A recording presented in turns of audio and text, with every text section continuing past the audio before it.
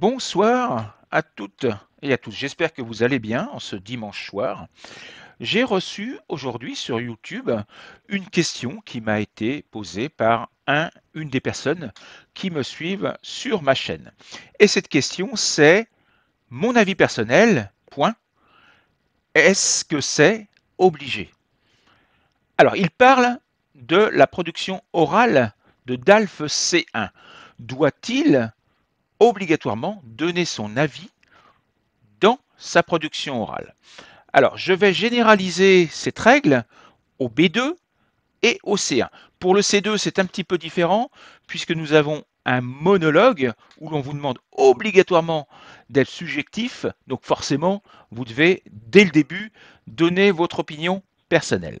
Mais pour le B2 et pour le C1, c'est un petit peu différent. Et je voudrais revenir sur une erreur classique de nombreux élèves qui veulent présenter leur production orale de B2 ou leur production orale de C1, c'est qu'ils confondent, ils mélangent la partie solution et la partie conclusion. Ce sont deux parties totalement différentes, puisque la partie solution est intégrée dans la partie développement. On peut avoir par exemple problème, conséquence, solution ou avantage, inconvénient, solution, mais elle fait partie de, de ce groupe développement.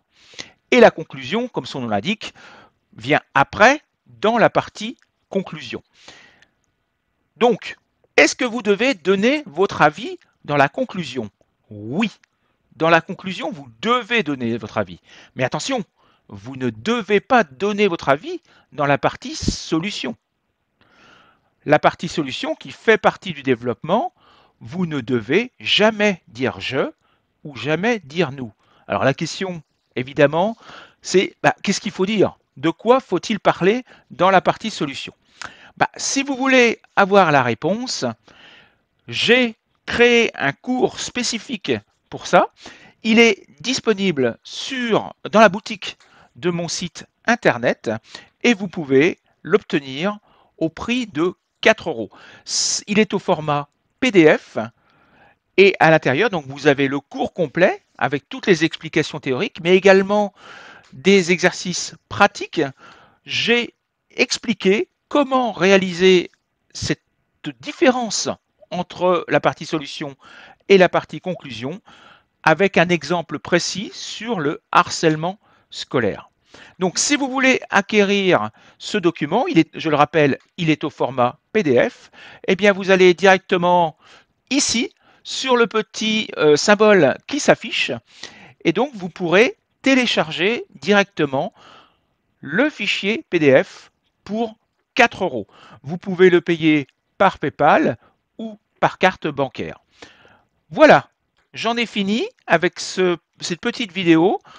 Je répondrai régulièrement à certaines questions qui me seront posées sur les réseaux sociaux par mes élèves ou par les personnes qui me suivent et je vous expliquerai comment y réussir.